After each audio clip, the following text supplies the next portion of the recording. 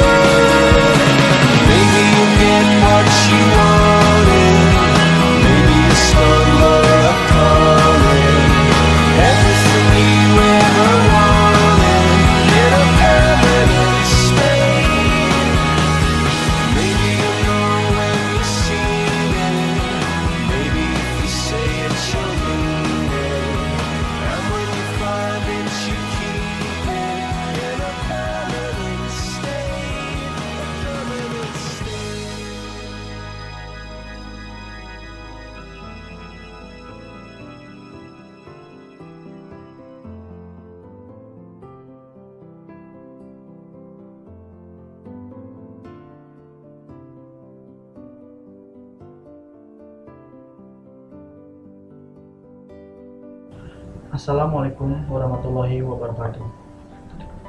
Perkenalkan, nama saya Kanda Nurjan. Saya adalah mahasiswa semester 6 Teknik Komputer di kampus IKMI Rizkyana Bekasi.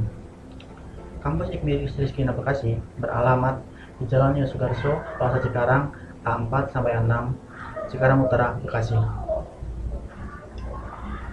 IKMI Rizkyana Bekasi merupakan lembaga pendidikan profesional yang bekerjasama dengan perguruan tinggi Politeknik Trimitra Karya Mandiri untuk program Diploma 3 menghasilkan lulusan D3 dengan skill terakui secara global melalui sertifikat internasional. Kampus IKMI Rizkyana Bekasi mempunyai moto kuliah singkat, berkualitas, dan biaya pas. Visi dari kampus IKMI Rizkyana Bekasi adalah menjadi lembaga yang terdepan dalam bidang ICT di tahun 2021 dan mengemban misi menghasilkan lulusan yang agamis, berkarakter, berkualitas global dalam ICT, serta berjiwa entrepreneurship.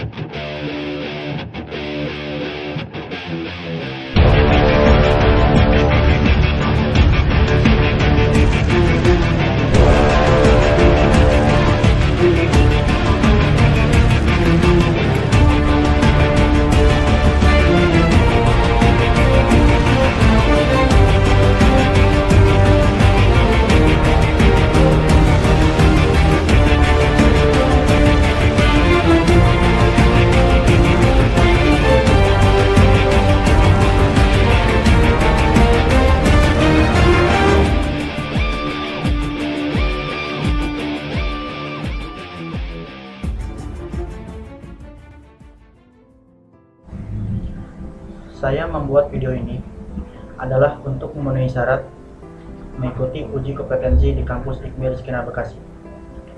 Dalam video ini, saya akan membawakan materi tentang kewarganegaraan dengan judul Penyebab Terpuruknya Pendidikan Indonesia. Indonesia adalah negara yang besar. Wilayah Indonesia meliputi 17.000 pulau. 6.000 diantaranya justru belum memiliki nama. Penduduknya mencapai 240 juta, menempati urutan keempat terbesar setelah Cina, India, dan Amerika. Indonesia juga memiliki kekayaan alam yang sangat banyak dan membuat iri negara-negara lain. Karena berbagai alasan tersebut, membuat Indonesia tidak bisa diatur sebagaimana aturan yang ada di negara-negara lain. Tidak bisa disamakan dengan Cina, India, ataupun Amerika. dan tidak bisa pula dipersamakan dengan negara-negara tetangga seperti Malaysia, Singapura, Thailand, dan Vietnam. Apalagi sesuai amanat pembukaan Undang-Undang 1945, Indonesia merupakan negara yang berkedaulatan rakyat, dan dalam pelaksanaannya menganut prinsip kerakyatan yang dipimpin oleh hikmah kebijaksanaan dan permusyawaratan perwakilan. Tetapi saat ini, kondisi Indonesia sangatlah memprihatinkan, terlebih di sektor pendidikan. Mari kita lihat video berikut ini.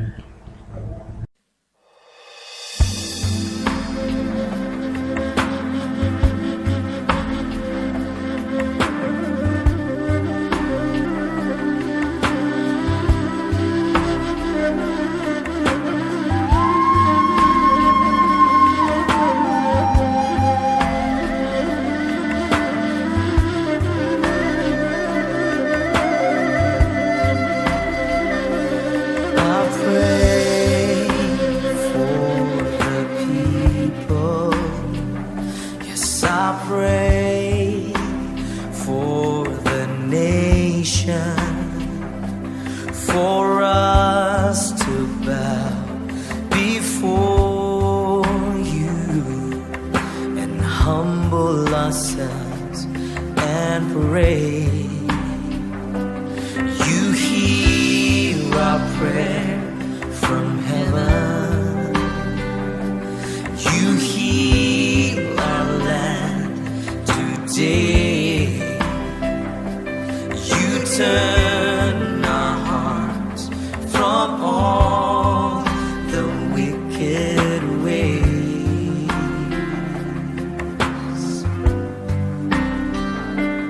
I kneel right now before you. I lift my hands towards the heavens. I pray, yes I pray, for your mercy and grace over us.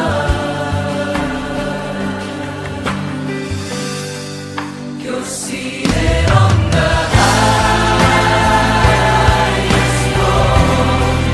You're lifted up above all things, exalted and adored. I worship you, Lord. Be glorified and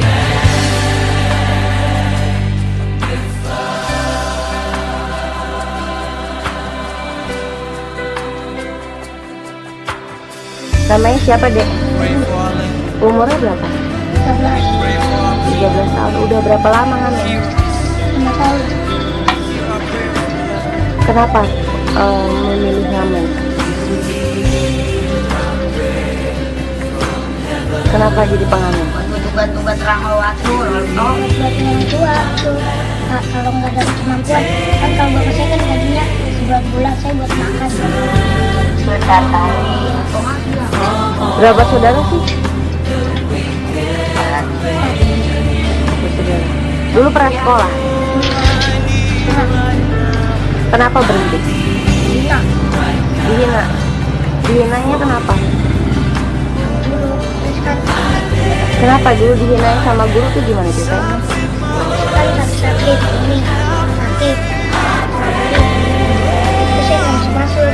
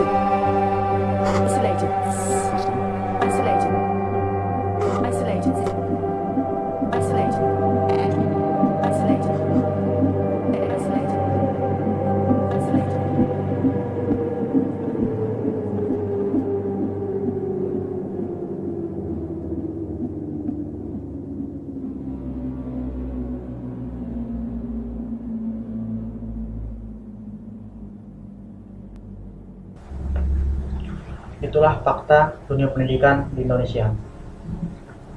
Sebagai negara yang berkembang, Indonesia terus membenahi sistem pendidikannya agar lebih berkualitas.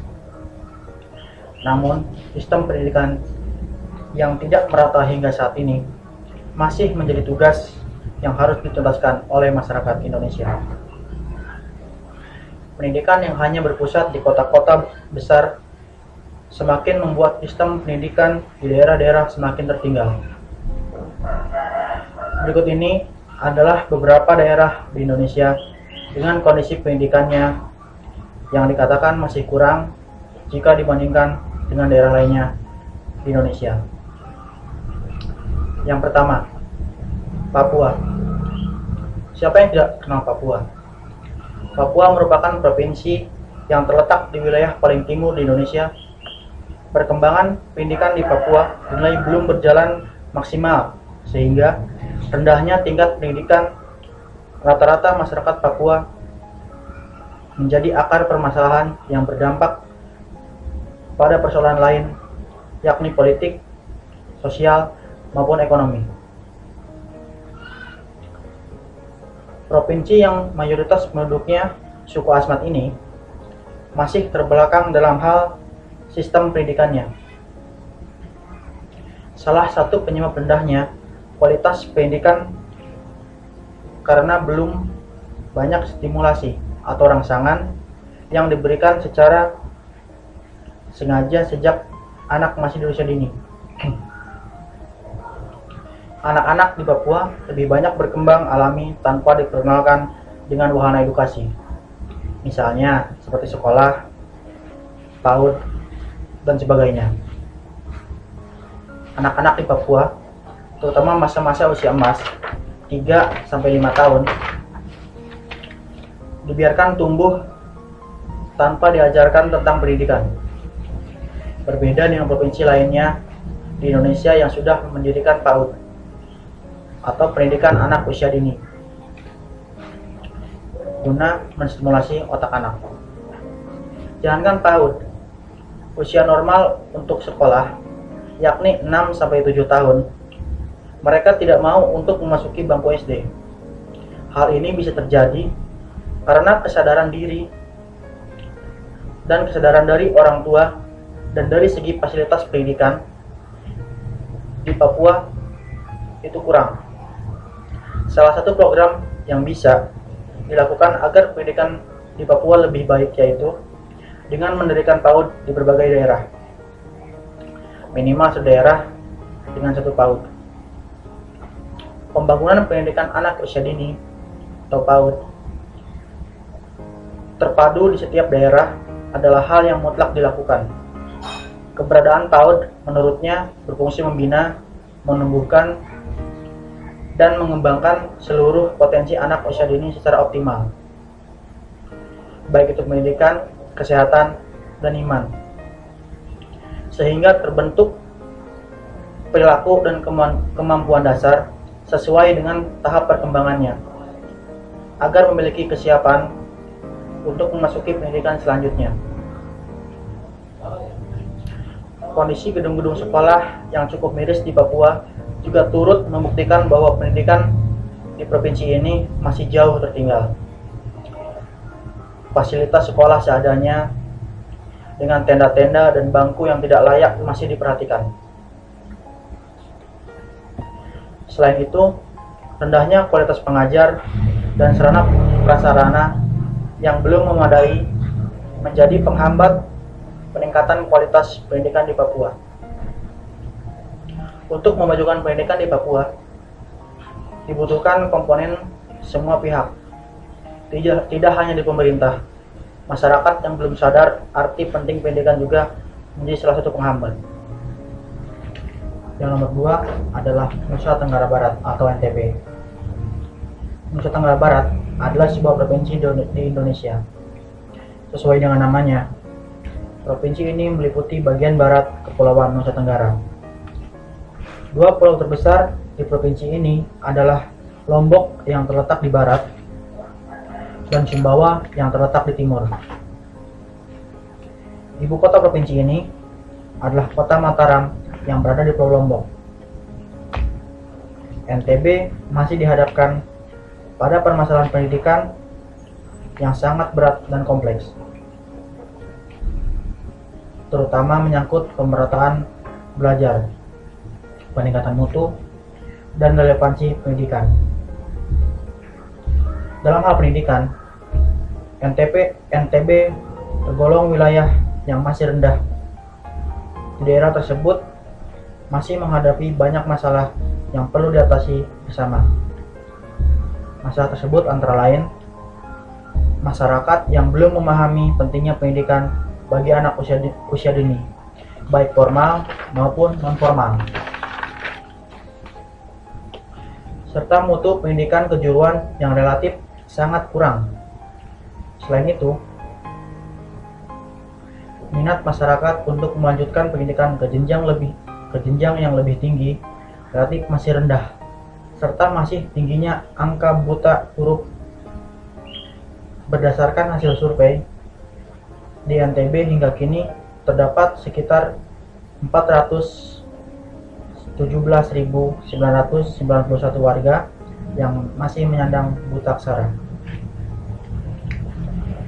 Dalam hal pemerataan pembelajaran misalnya, permasalahan yang dihadapi masih kurangnya sarana dan prasarana pendidikan, masih tingginya angka putus sekolah, dan masih banyaknya anak usia sekolah yang tidak melanjutkan sekolah.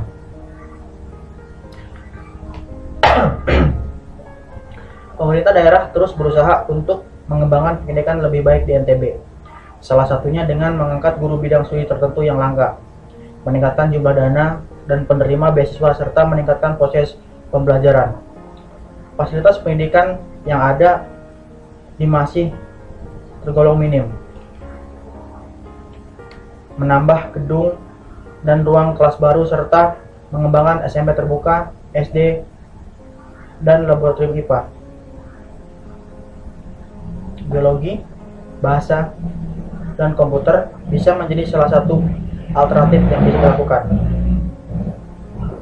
Dari segi lapangan pekerjaan, masalah yang dihadapi adalah masih rendahnya daya serap lapangan kerja terhadap lulusan sekolah.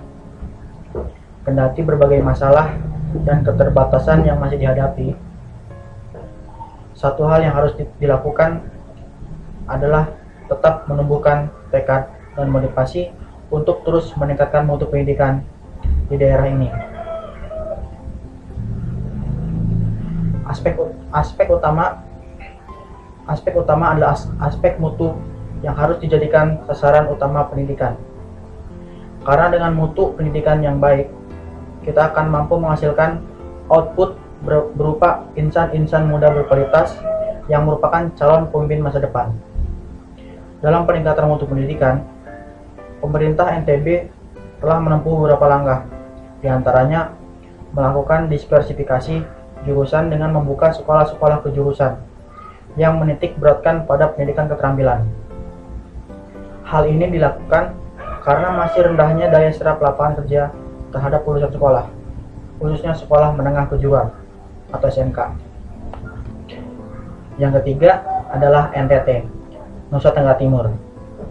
Nusa Tenggara Timur identik dengan Komodo, sebuah provinsi Indonesia yang terletak di tenggaranya Indonesia.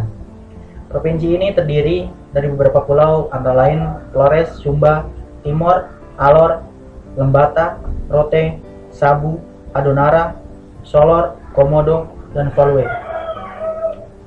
Ibu kotanya terletak di Kupang, Timur Barat. Provinsi ini terdiri dari kurang lebih 550 pulau. 3 pulau utama di Nusa Tenggara Timur adalah Flores, Sumba, dan Timur Barat. Meski memiliki banyak pulau, namun hingga saat ini kualitas pendidikan di Provinsi Nusa Tenggara Timur masih tergolong rendah dibandingkan dengan provinsi lain di Indonesia. Yang menjadi kendala utama kemerosotan pendidikan di NTT adalah kesiapan sumber daya manusia atau tenaga pendidik. Saat ini 44,63% dari 80.000 guru di NTT masih berijazah SMA. Alhasil, transformasi pendidikan di NTT belum bisa dikatakan berkembang. Kendala lainnya adalah penyerapan tenaga guru yang tidak berimbang antara daerah perkotaan dan pedesaan. Di daerah pedesaan, satu guru bisa mengajar 5 kelas untuk tingkat sekolah dasar karena kekurangan guru. Sementara di daerah perkotaan, jumlah guru malah lebih banyak. Perkembangan dunia pendidikan di Provinsi Nusa Tenggara Timur masih sangat memprihatinkan. Kondisinya masih serba kekurangan dan keterbatasan. Tidak ada fasilitas laboratorium dan buku-buku perpustakaan. Bisa dibuat contoh, SMK yang dianggap unggulan saja, tidak ada fasilitasnya seperti laboratorium yang sangat terbatas, bisa dianggap tidak ada. Buku-buku di perpustakaan saja masih jauh dari fasilitas pendidikan yang bisa dikategorikan memadai. Secara keseluruhan, sekolah-sekolah di Provinsi NTT sungguh bisa dikatakan sangat tertinggal jika dibandingkan dengan daerah lainnya seperti di Sumatera, Jawa, dan di daerah provinsi lain di Indonesia. Bahkan terdapat sekolah yang gurunya setiap hari mengajar sampai 6 kelas dalam waktu yang sama, dan lain mata pelajarannya. Hal seperti ini juga perlu mendapat perhatian tentang tenaga pengajar. Yang keempat adalah Kalimantan. Kalimantan merupakan salah satu pulau terbesar di Indonesia. Hingga saat ini, Kalimantan masih perlu mendapat perhatian lebih dari segi pendidikannya. Apalagi dengan wilayahnya yang berbatasan dengan Malaysia. Pendidikan di wilayah ini seakan akan kian terpuruk karena dekat dengan wilayah perbatasan. Sebagian besar wilayah di Kalimantan belum mendapatkan pendidikan yang merata. Salah satunya adalah kualitas pendidikan yang ada di Provinsi Kalimantan Tengah. Kualitas pendidikan di Provinsi Kalimantan Tengah masih rendah. Selain presentasi lembaga pendidikan yang masih sedikit dibandingkan dengan provinsi lainnya, tingkat kelulusannya juga masih mendekati batas minimum. Untuk meningkatkan mutu dan kualitas pendidikan Kalimantan Tengah, harus diupayakan melalui peningkatan mutu dan kualitas pendidik. Fasilitas pelayanan untuk jenjang pendidikan menengah ke atas, khususnya di daerah pedesaan. Penyebab rendahnya pendidikan di Kalimantan Tengah adalah kurangnya tenaga pendidik yang berkompeten. Padahal juru kunci suksesnya kualitas suatu pendidikan adalah guru. Hal ini terlihat pada hasil uji kompetensi awal guru baru-baru ini yang menempatkan Provinsi Kalimantan Tengah menjadi peringkat 5 terendah di Indonesia.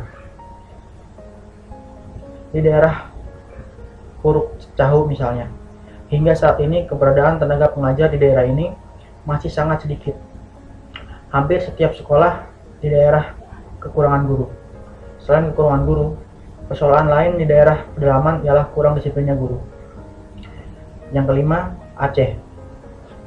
Aceh dikenal sebagai Serambi Mekah karena mayoritas penduduknya yang beragama Muslim dan provinsi yang kental akan aturan-aturan Islam. Provinsi paling barat Indonesia ini tergolong rendah dalam kualitas pendidikannya. Provinsi Aceh merupakan salah satu daerah yang mendapatkan dana otonomi khusus atau OCHUS dari pemerintah pusat sejak tahun 2008 hingga tahun 2013. Provinsi paling barat Indonesia ini mengelola sekitar 27,3 triliun dana tersebut. Namun meskipun mendapat kucuran besar, sistem pendidikan di Aceh tergolong kategori tertinggal. Lalu apa yang membuat pendidikan di Aceh masih tergolong rendah? Hal ini disebabkan karena sebagian kabupaten memang masih memprioritaskan pembangunan fisik. Lihat saja Kota Lok Sumawe. Pada tahun 2013, anggaran di sektor pendidikan mencapai 224 miliar. Pada tahun 2014, dinaikkan jumlahnya menjadi 234 miliar. Namun alokasi tersebut atau sebesar 50% lebih masih dialokasikan untuk pembangunan fisik. pembangunan fisik yang lebih memprioritaskan, sehingga membuat mutu kualitas pendidikan itu sendiri tidak memadai. Pembangunan fisik pendidikan tidak diimbangi dengan mutu kualitas yang ada membuat Aceh menjadi daerah yang tergolong rendah dalam segi pendidikan. Meski disokong dana melimpah, namun pendidikan Aceh masih berpredikat rapor merah. Tercatat dari 56.981 peserta, sebanyak 785 siswa atau hanya 1,38% SMA atau sederajat dinyatakan gagal pada UN 2013-2014. Hal ini membuktikan bahwa mutu pendidikan dan pembangunan fisik tidak sejalan, sehingga hasil yang didapatkan tidak maksimal. Seusai data analisis terhadap anggaran publik Aceh tahun 2012, banyak pembangunan sektor pendidikan yang masih mementingkan pembangunan infrastruktur, tapi meninggalkan pembangunan mutu pendidikan. Akibatnya, fasilitas sekolah di Aceh cukup memadai, tapi mutu pendidikannya sangat kurang. Salah satu contohnya, hanya 1 dari 5 orang guru di semua jenjang pendidikan yang bersertifikasi. Jumlah guru di Aceh sekitar 117.978 orang. Bahkan kualitas guru di Aceh berada pada peringkat 28 nasional se-Indonesia. Maka, sudah selayaknya pemerintah mulai memfokuskan anggaran pada peningkatan mutu pendidikan untuk tenaga pendidik. Bukan hanya dari segi fasilitas, penyebaran tenaga didik yang tidak merata juga merupakan poin penting yang harus dilakukan. Karena daerah pedalaman kekurangan guru yang berkualitas. Yang nomor 6 adalah Bengkulu. Provinsi yang terletak di barat daya provinsi Sumatera ini masih memiliki perhatian yang penting dari segi pendidikan. Tingkat pendidikan masyarakat di provinsi Bengkulu masih cukup rendah, yang rata-rata hanya mengenyam pendidikan tamatan sekolah dasar. Kepala Perwakilan BKKBN Provinsi Bengkulu mencatat kondisi pendidikan masyarakat itu diketahui berdasarkan hasil sensus tahun 2010, menyebutkan bahwa tingkat pendidikan di masyarakat di Provinsi Bengkulu masih rendah. Bengkulu berada pada indeks pendidikan 91,9 dengan angka melek huruf sebesar 95,30%. Tingkat kepedulian masyarakat yang masih rendah terhadap pendidikan membuat Provinsi Bengkulu masih jauh tertinggal dibandingkan dengan provinsi yang lain.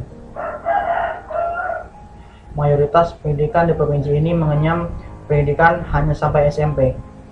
Fasilitas pendidikan yang kurang memadai juga menjadi hal penting yang harus menjadi perhatian di Bengkulu. Yang nomor 7, yaitu Maluku. Maluku merupakan provinsi tertua yang ada di Indonesia. Meskipun termasuk provinsi tertua, namun tidak lantas membuat pendidik di wilayah ini memadai. Di antara 33 provinsi yang ada di Indonesia, pendidikan di Maluku Utara menempati urutan ke-27 se-Indonesia. Hal ini membuktikan begitu rendahnya kualitas pendidikan yang ada di Maluku Utara.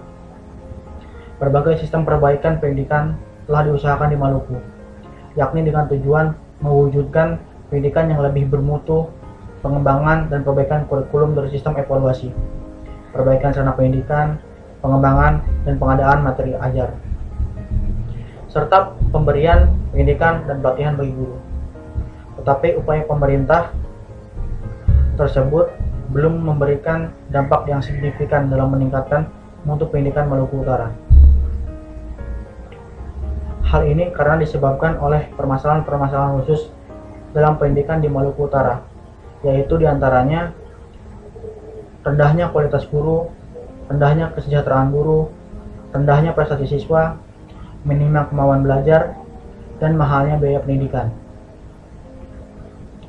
Hal ini dapat dirasa oleh seluruh sekolah di Maluku Utara, terutama lagi di daerah-daerah terpencil. Yang ke-8 adalah Banten. Banten, provinsi yang masih tergolong baru ini, juga memiliki kualitas pendidikan yang masih rendah. Banten adalah daerah yang kaya akan potensi sumber daya alam.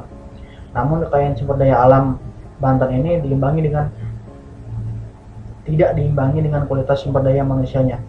Banten adalah provinsi dengan tingkat pengangguran tertinggi di Indonesia. Kualitas pendidikan di Provinsi Banten saat ini belum memadai. Hal ini disebabkan belum terpenuhinya sarana dan prasarana pendidikan dan belum seimbangnya kualitas serta kuantitas tenaga pendidik dengan jumlah anak didik. Salah satu penyebab rendahnya kualitas sumber daya manusia adalah rendahnya kualitas pendidikan. Salah satu indikatornya adalah minimumnya lulusan SMA yang melanjutkan ke jenjang perguruan tinggi. Data dari Badan Pusat Statistik menunjukkan bahwa di Banten hampir 90% masyarakat yang berumur 19 sampai 24 tahun tidak mengenyam pendidikan di perguruan tinggi. Kesadaran masyarakat yang melanjutkan ke perguruan tinggi sangat minim untuk tersebut. Kualitas pendidikan yang ada di Provinsi Banten kini sangat memprihatinkan. Hal ini bisa terlihat dari beredarnya kunci jawaban ujian nasional yang diperjualbelikan. Bahkan untuk kunci jawaban satu mata pembelajaran dibeli dengan harga 150.000. Fenomena seperti ini menjadi tugas para pendidik untuk lebih giat dalam mengembangkan pendidikan di Provinsi Banten. Pemerintah kabupaten atau kota harus memiliki komitmen yang kuat dalam peningkatan sarana pendidikan sesuai dengan kemampuan yang dimiliki, khususnya dalam upaya meningkatkan partisipasi dan prestasi di pendidikan. Kenapa pendidikan di Indonesia terpuruk? Pendidikan merupakan salah satu faktor penting sebagai pendukung kemajuan sebuah bangsa di dunia ini. Sistem pendidikan yang sudah maju akan memudahkan sebuah bangsa untuk menggapai kesuksesan. Di negara-negara maju, sistem dan fasilitas pendidikan yang tersedia sangat menunjang orang-orang berpendidikan untuk bereksperimen dan menciptakan hal-hal baru yang akan membuat negara mereka semakin maju dan berkembang. Bagaimana Indonesia sebagai sebuah negara yang berkembang? Apakah pendidikan di negara ini sudah mencukupi untuk menyertai dan bahkan mendahului sistem pendidikan negara-negara maju seperti Amerika Serikat, Inggris, Jepang, Prancis, Korea Selatan, atau bahkan negara-negara di sekitar kita seperti Malaysia, Thailand, dan Singapura? Kita sudah kalah jauh dibandingkan dengan negara tersebut. Dari semua aspek yang kita bisa bandingkan, kita sudah tinggal jauh dari mereka. Tapi dalam hal ini kita tidak usah berkecil hati, karena masih ada beberapa anak bangsa yang bisa kita banggakan karena menjuarai berbagai event pendidikan bertaraf internasional. Hal ini menunjukkan bahwa masih ada secerca harapan bagi bangsa ini agar kelak menjadi sebuah bangsa yang maju dalam berbagai aspek kehidupan, terutama aspek pendidikan. Mengapa sebenarnya terjadi keterpurukan dalam sistem pendidikan kita? Ada dua faktor yang mempengaruhi terpuruknya pendidikan di Indonesia, yaitu faktor eksternal dan internal. Yang pertama itu faktor eksternal, meliputi yang pertama orang tua. Salah satu yang mempengaruhi kenapa pendidikan kita terpuruk adalah orang tua.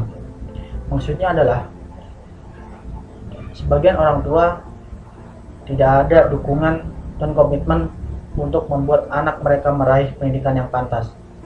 Menurut kebanyakan orang tua, apalagi yang tinggal di daerah pedesaan dan pemukiman kumuh, pendidikan itu tidaklah terlalu penting, karena bagi mereka cukup makan saja sudah cukup, atau bahkan untuk mencari makan saja susah, apalagi untuk bersekolah.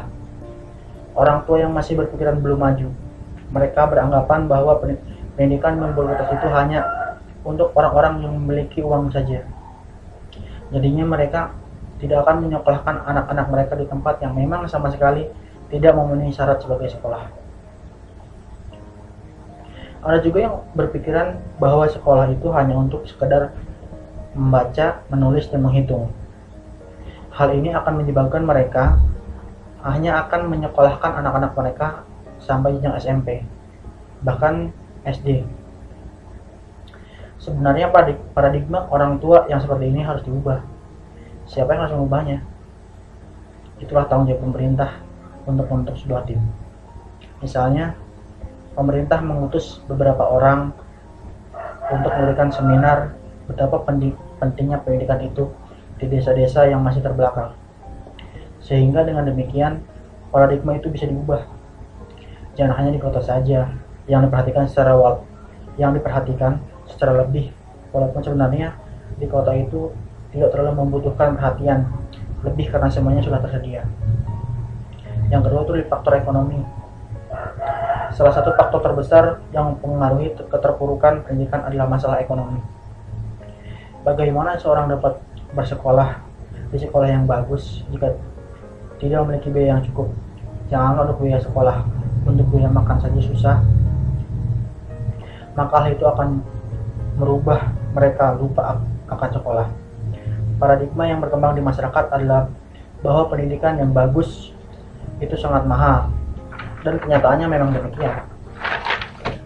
Jikalau Anda ingin bersekolah di tempat yang bagus, maka Anda harus memiliki uang yang cukup banyak. Sedangkan rata-rata rakyat Indonesia ekonominya hanya pas-pasan atau bahkan kurang. Jadi bagaimana mereka dapat bersekolah di tempat yang bagus? Yang ketiga, fasilitas. Masalah mendasar yang sering terdengar dari para pendidik dan siswa adalah kurangnya fasilitas di tempat-tempat pendidikan. Apalagi sekolah-sekolah yang terdapat di desa-desa terpencil. Nah, hal ini mempengaruhi kinerja dari para pendidik maupun siswa itu sendiri. Misalnya, seorang guru ingin siswanya untuk melakukan eksperimen di laboratorium, sedangkan laboratorium yang tersedia tidak memiliki alat-alat yang mereka butuhkan. Pada akhirnya, guru dan murid itu tidak akan jadi bereksperimen, dan hal itu akan membuat mereka semakin tertinggal di belakang. Di samping hal di atas, keterbatasan fasilitas yang tersedia akan mengakibatkan mandeknya prestasi anak-anak bangsa.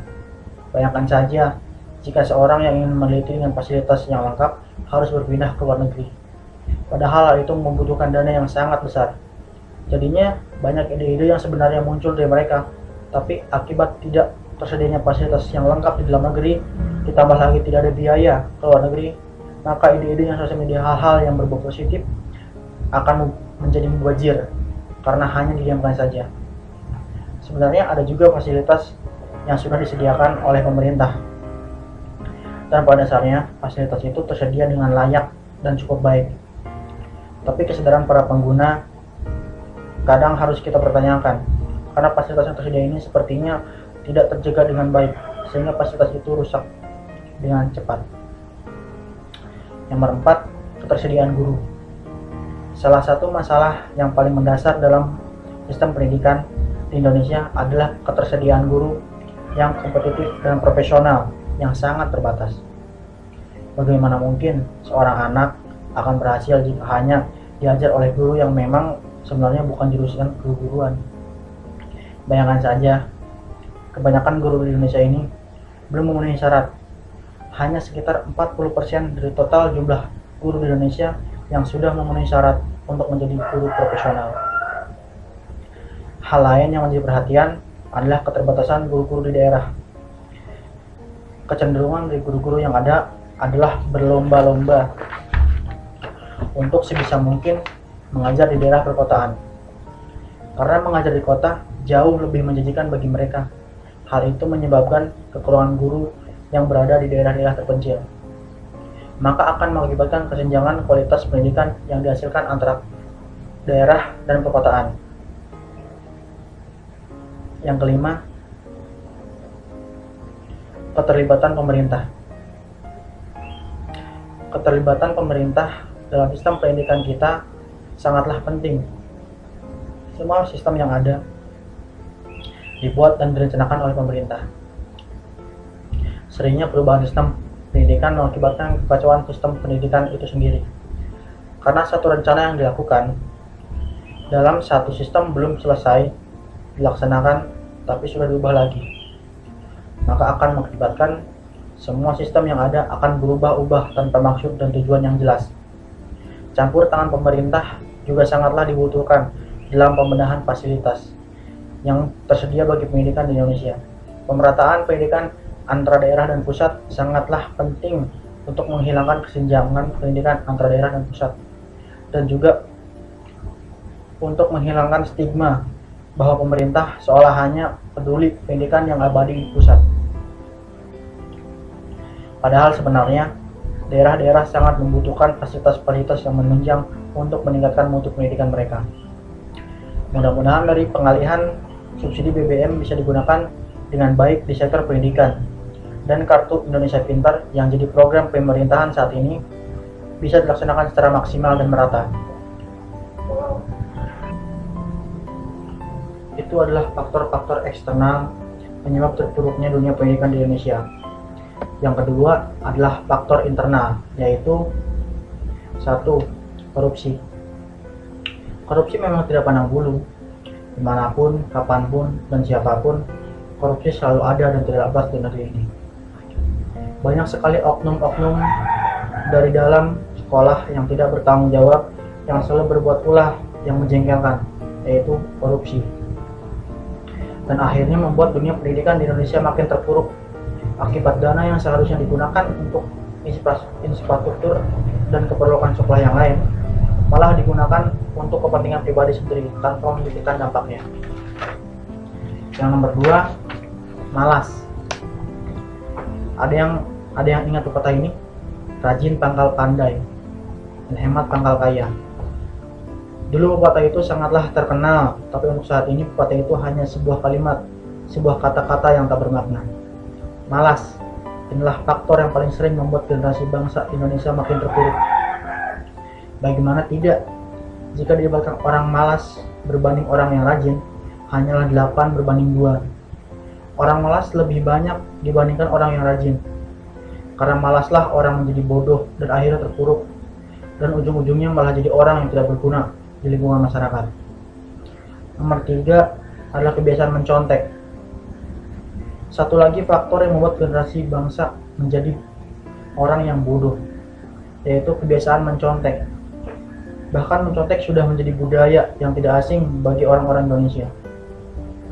Bahkan sepengamatan saya, banyak murid-murid yang mengolok-olok temannya karena tidak mau memberi contekan. Mereka bilang murid tersebut pelitlah, sok pinter, dan sebagainya. Malah seharusnya orang-orang seperti itulah yang harus kita tiru, karena mencontek adalah perbuatan yang tidak baik atau tercela. Bahkan saya pernah mendengar dari seseorang bahwa dalam Islam perbuatan mencontek itu diharamkan, dan ada juga yang bilang bahwa Nabi Muhammad SAW pun pernah bersabda bahwa apabila ada salah satu dari pengikutku yang mencontek ataupun memberi contek di padang mahsyar nanti, baginda besar Nabi Muhammad SAW tidak akan mengakui orang yang mencontek tersebut sebagai umatnya. Yang nomor 4, tawuran. Kebanyakan siswa-siswa di Indonesia lebih senang menggunakan otot mereka dibandingkan dengan otak. Buktinya, kalian sering melihat di siaran TV ataupun media cetak sering terjadi tawuran antara pelajar di Indonesia, dan kalian tahu yang mencela itu cuma karena hal sepele. Dan yang lebih anehnya lagi, di saat suatu sekolah sedang merayakan hari ulang tahun, banyak sekolah-sekolah tetangga malah ingin menyerang atau membuat ulah dengan sekolah yang sedang berulang tahun. Katanya sebagai tanda ucapan selamat ulang tahun. Apakah tindakan seperti ini yang mencerminkan karakter bangsa Indonesia yang sebenarnya? Tentu tidak. Seorang pelajar seharusnya bersikap dan berperilaku selayaknya pelajar. Seorang pelajar tidak bertarung di jalanan, tapi di sebuah kejuaraan, misalnya sains atau matematika, yang bisa mengharumkan negeri ini. Semua masalah dan kendala yang terjadi memang bukan masalah yang timbul bagi pemerintahan atau organisasi saja, tapi sebagai individu kita juga bertanggung jawab untuk berpartisipasi untuk menyelesaikan masalah pendidikan dan meningkatkan pendidikan di negara kita ini. Sebagai sebuah bangsa yang besar, keterlibatan semua individu, organisasi maupun pemerintah sangatlah dibutuhkan. Kerjasama antara ini akan membuat sistem pendidikan yang ada akan menjadi semakin maju. Perhatian dari setiap insan akan menumbuhkan sikap saling menolong menyelesaikan setiap masalah yang ada di sekitar ini. Janganlah kita hanya menyalahkan pemerintah kita. Mereka sudah membuat perancangan yang bagus. Hanya individunya saja yang terkadang berbuat salah. Jadi marilah kita introspeksi diri kita masing-masing untuk menyelesaikan masalah yang ada. Jikalau kita tidak bisa menyelesaikan masalah itu, paling tidak kita tidak menimbulkan masalah baru. Terima kasih.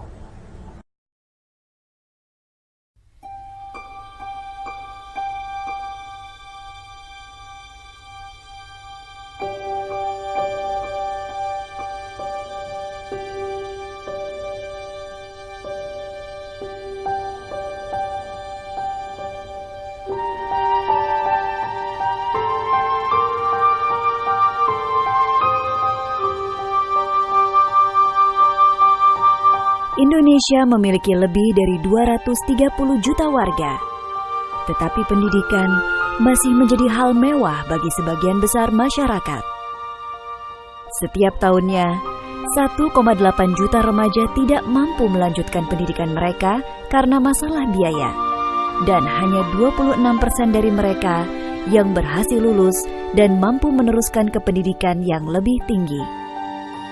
Situasi pendidikan yang tidak memadai menyebabkan munculnya permasalahan sosial, seperti tidak tersedianya sumber daya manusia berkualitas untuk mendukung peningkatan ekonomi, tingginya risiko konflik sosial di masyarakat yang tidak cerdas, dan rendahnya daya saing Indonesia di era globalisasi.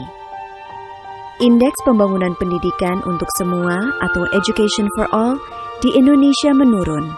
Jika pada tahun 2010 lalu Indonesia berada di peringkat 65, tahun 2011 merosot ke peringkat 69. Terdapat beberapa faktor yang mempengaruhi terpuruknya pendidikan di Indonesia, yakni rendahnya sarana fisik, rendahnya kualitas guru, rendahnya pemerataan kesempatan pendidikan, rendahnya relevansi pendidikan dengan kebutuhan, visi dan moralitas pendidik, serta anak didik yang rendah, dan biaya pendidikan tinggi. Apakah keadaan ini akan terus dibiarkan? Pemerintah tidak dapat bekerja sendirian dalam mengentaskan masalah pendidikan. Indonesia membutuhkan kerjasama dari berbagai lapisan masyarakat agar dapat memenuhi potensinya menjawab tantangan global. Inilah yang melatar belakangi dicetuskannya Gerakan Indonesia Berkibar, yakni gerakan nasional yang bertujuan memperbaiki kualitas guru dan sekolah di Indonesia. Gerakan Indonesia Berkibar adalah wadah kerjasama yang mengusung kemitraan pemerintah swasta atau Public-Private Partnership. Model kemitraan pemerintah swasta dapat mendorong munculnya program yang mendapatkan hasil dari sumber non-tradisional dan pendekatan yang berbasis pasar yang berkesinambungan. Dengan begitu, Gerakan Indonesia Berkibar mengikut sertakan segenap lapisan masyarakat yang peduli pendidikan untuk ambil bagian dalam gerakan nasional ini. Gerakan Indonesia Berkibar memerlukan partisipasi berbagai pihak yang diharapkan akan berkontribusi memajukan pendidikan Indonesia. Pendukung adalah mereka yang memiliki fungsi legislatif. Mereka memastikan aspirasi para pihak yang peduli akan perbaikan pendidikan tertampung dalam menjalankan fungsi legalisasi. Mitra adalah perusahaan dan institusi yang mengalokasikan dana CSR untuk menjalankan program tanggung jawab sosial untuk perbaikan kualitas pendidikan Indonesia. Fasilitator adalah mereka yang memiliki program perbaikan kualitas pendidikan di Indonesia. Fasilitator menawarkan program yang dapat membawa pendidikan Indonesia melahirkan calon-calon pemimpin masa depan yang dapat menjawab tantangan global. Pemberi pengaruh atau influencer memiliki fungsi meningkatkan pemahaman pentingnya pendidikan melalui penyebaran informasi untuk memperbaiki kualitas guru dan sekolah di Indonesia demi membangun bangsa yang lebih kokoh. Untuk mendapatkan hasil yang signifikan bagi kemajuan pendidikan Indonesia, Gerakan Indonesia Berkibar mencanangkan 4 program dalam prakarsa ini. Program peningkatan profesionalisme guru. Program ini memperkenalkan pengetahuan dan keterampilan menyangkut profesionalisme mendasar dan masalah pedagogi bagi para guru. Program kepemimpinan pendidikan dan manajemen sekolah. Program ini meluaskan perspektif para pendidik mengenai profesionalisme dan bagaimana asas kepemimpinan digerakkan untuk meningkatkan hasil pembelajaran di sekolah. Program tata kelola sekolah. Program ini menggali paradigma-paradigma baru dalam tata kelola sekolah, kepemimpinan, budaya sekolah, dan strategi pengembangan profesional untuk pendidik. Program lanjutan. Program ini mengembangkan kapasitas para guru dan kepala sekolah atau komunitas sekolah dalam area yang spesifik. Gerakan Indonesia Berkibar memerlukan dukungan Anda. Kita perlu menyatukan berbagai lapisan masyarakat untuk membuat Indonesia sebagai bangsa yang maju. Kita perlu merealisasikan potensi dari setiap warga negara agar Indonesia mampu menjawab tantangan global. Bersama Gerakan Indonesia Berkibar, mari kita membuat perubahan menuju Indonesia yang lebih baik.